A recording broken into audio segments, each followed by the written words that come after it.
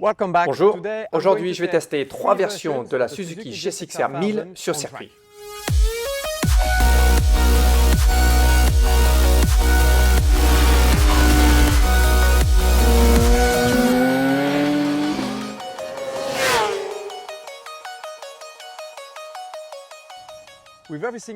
Avec chacune d'entre elles, je vais pousser à bloc sur le circuit et je vais vous dire quelles sont les différences, quelles sont les sensations et quel est l'écart au chrono. Alors en premier, la moto de route, donc la Suzuki GSX-R 1000R, elle est complètement standard, elle fait à peu près 200 kg pour 200 chevaux. Et donc on a les rétroviseurs, la plaque d'IMAT et les pneus d'origine.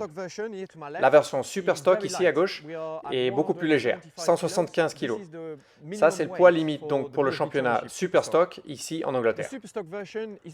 La version Super Stock au niveau moteur est assez similaire à la moto de route. À droite, la version Superbike. Cette version est beaucoup plus hardcore. On est encore plus léger, 167 kg. Ça, c'est la limite pour le championnat British Superbike ici en Angleterre.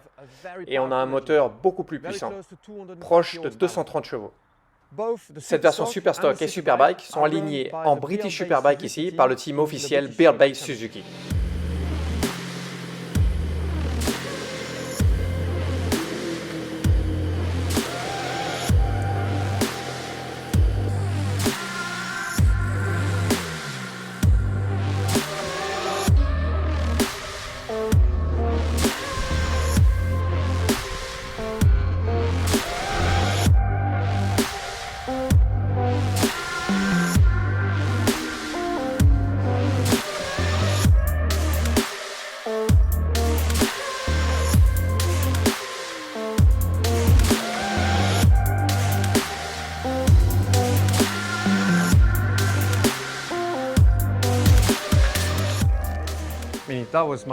Ah, si c'était ma machine, pour la prochaine séance, j'aurais bien aimé avoir un petit peu plus de frein moteur. Même sur les tours hauts, en fait, en rétrogradant, elle ne se bloque pas trop derrière et elle est un petit peu trop libre, selon moi. Et j'aurais aimé aussi sur les virages lents, comme par exemple l'épingle, avoir plus de frein moteur aussi, ça c'est assez flagrant, elle pousse un petit peu. La connexion gaz, c'est bien. Ça c'est bien.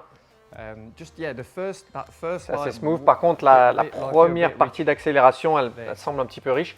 Sinon, c'est bien. Ici, il y a vraiment de la puissance. Ici, c'est pas une moto facile. Beaucoup de puissance. Avec la moto de route, je ne transpirais pas, mais là j'ai commencé à bien transpirer.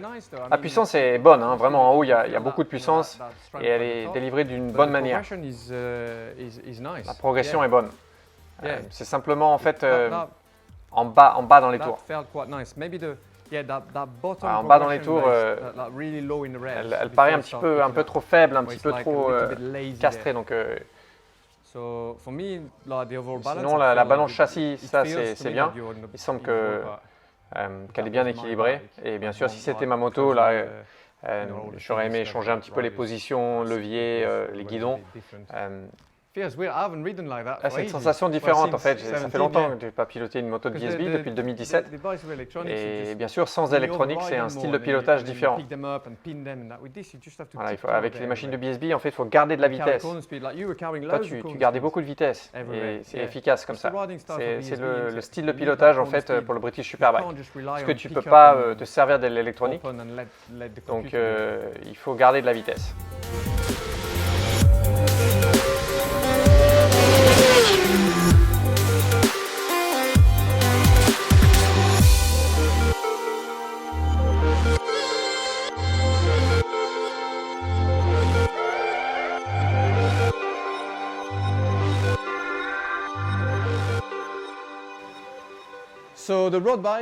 La moto de route versus la Super Stock versus Superbike, ça a été un super test aujourd'hui, très intéressant.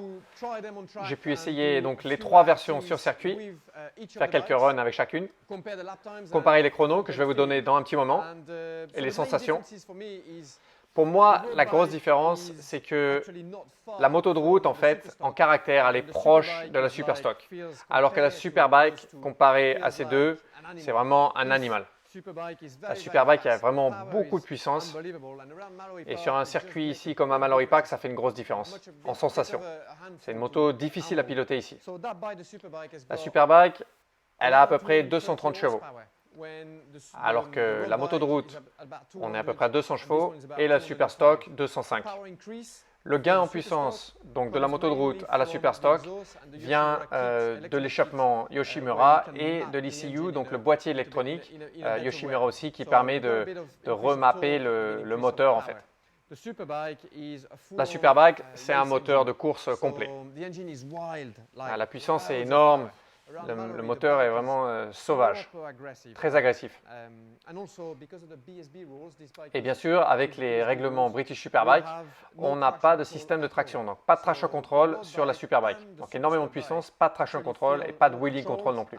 Donc la moto de route et la Superstock, elles sont plus feutrées en fait, parce que bien sûr il y a moins de puissance et on a de l'aide électronique. Alors, une autre grande différence, c'est le système de freinage. Avec la moto de route, donc qui est complètement d'origine, on a l'ABS. Et sur le circuit, ce n'est pas un écart énorme au chrono, mais on sent donc l'ABS sur les freinages très appuyés. Il faut se battre un petit peu avec le levier. Avec la Superstock, il n'y a pas d'ABS. Et avec la Superbike, on a un système de freinage très performant et très puissant, spécialement pour la course. Alors en suspension, donc la G6R est avec des suspensions Showa. Avec la Superstock, on a le système FKR, donc de fourche devant Öhlins, qui est vraiment très très bon. Et derrière, on a l'amortisseur TTXGP aussi qui apporte beaucoup de performance. On a aussi l'amortisseur de direction Elite. Avec la Superbike, on a une fourche donc de course devant complète et l'amortisseur arrière est assez similaire à la Superstock. Ça aussi, ça fait une différence et par contre la fourche, c'est un élément qui est beaucoup plus cher. Une autre différence, surtout de la moto de route à ces deux machines, c'est le poids. Donc bien sûr, la moto de route, on a plein d'éléments comme les phares qui sont nécessaires sur la route, mais dont on n'a pas besoin sur le circuit. La Superstock, 175 kg versus la moto de route, 200 kg. 25 kg sur circuit, ça se sent vraiment pas mal. La moto Superbike, on est à 167 kg, donc encore plus légère. Donc, comparé à la moto de route, il y a une différence on arrive à sentir sur le circuit. Pour ces deux machines, donc, le poids est réglementé donc, par le règlement British Superbike. C'est en fait la G6R 1000, une fois qu'on a enlevé les phares et tout ce qu'on n'a pas besoin pour le circuit, c'est une machine qui est très légère. Donc le team en fait est obligé de rajouter du lest pour que les machines passent le règlement.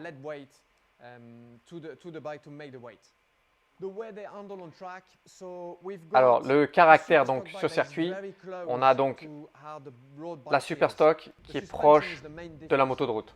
La plus grande différence pour moi c'est la suspension. La longueur de bras oscillant, le feeling avec le châssis, c'est très similaire. Et sur la Superbike aussi, c'est la seule qui a les pneus slick. Ça change aussi un petit peu le feeling. Par contre, voilà, la Superbike, c'est vraiment un animal.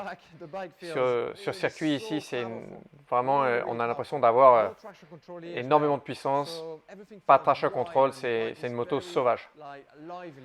C'est une moto qui vit beaucoup, c'est une moto qui demande beaucoup plus de concentration et de conditions physiques pour rouler vite. C'est une moto beaucoup plus sélective, plus difficile à piloter.